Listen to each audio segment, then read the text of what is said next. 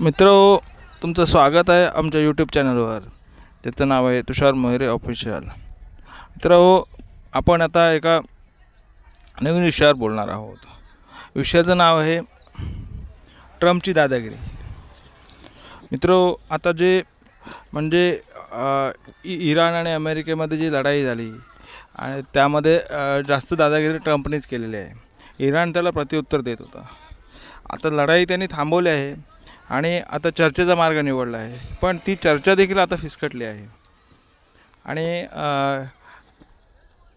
Trump आता इराणला दादागिरी दाखवायला लागला आहे.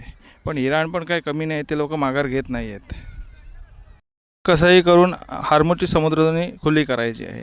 त्यासाठी तो इराणची नाकाबंदी करत आहे चारही बाजूने.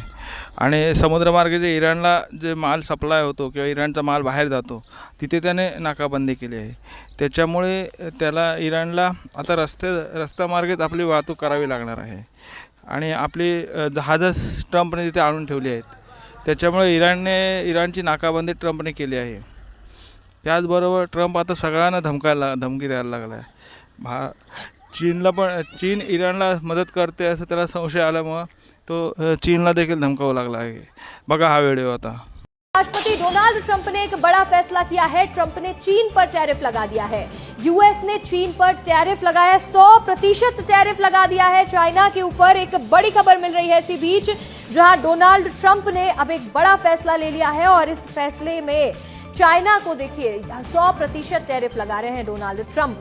चीन पर 100% टैरिफ लगा दिया है. एक और बड़ा फैसला इस वॉर की सिचुएशन के चलते डोनाल्ड ट्रंप ने लिया है, जहां ट्रंप चीन के ऊपर 100% टैरिफ को लागू कर रहे हैं. ईरान को जल्द से जल्द हॉर्मुज खोलने के लिए धमकी दे रहे हैं. इसके साथ ही IRGC ने भी ट्रंप को धमकी दी है और इस सबके बीच में चाइना के ऊपर 100% का टैरिफ लगाया है डोनाल्ड ट्रंप ने. एक बार फिर से स्थिति खराब होती हुई नजर आ रही है. जिस तरह से हालात बिगड़ रहे हैं, शांति वार्ता नाकाम हो चुकी है और इस सभी के बीच में डोनाल्ड ट्रंप अब ये कह रहे हैं कि नाटो देश मदद करने वाले हैं. कई देश हैं जो हॉर्मुज खोलने में मदद करेंगे, लेकिन ईरान भी इस धमकी का जवाब दे रहा है.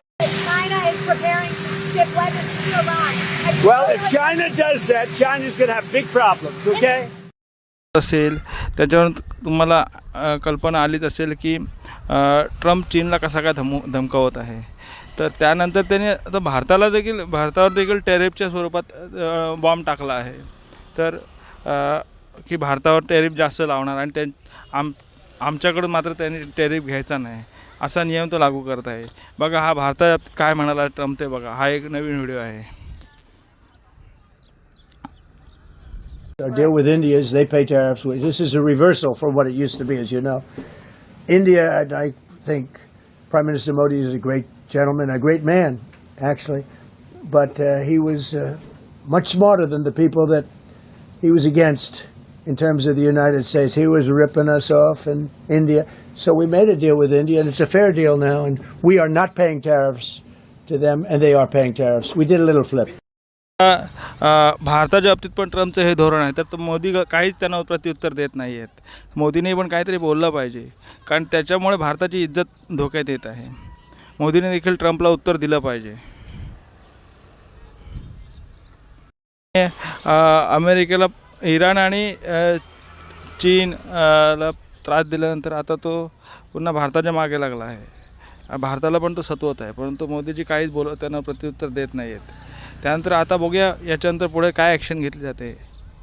जर चीन, भारत, रशिया असे जर आणि इराण असे जर देश एकत्र आले तर ट्रम्पला ते भारी पडेल. आणि अमेरिकेवर जर तिघांनी मिळून हल्ला केला तर ट्रम्पची अवस्था काय होईल ते त्यालाच माहिती. परंतु तो अजूनही आपली दादागिरी सोडत नाही. म्हणून या विषयाचं आपण नाव दिलं आहे ट्रम्पची दादागिरी. धन्यवाद मित्र. मी तुमचा निरोप घेतो. आपण पुन्हा एकदा भेटू पुढच्या नवीन विषयामध्ये आणि आपण एका नवीन विषयावर चर्चा करू. धन्यवाद. जय हिंद, जय महाराष्ट्र, जय भारत.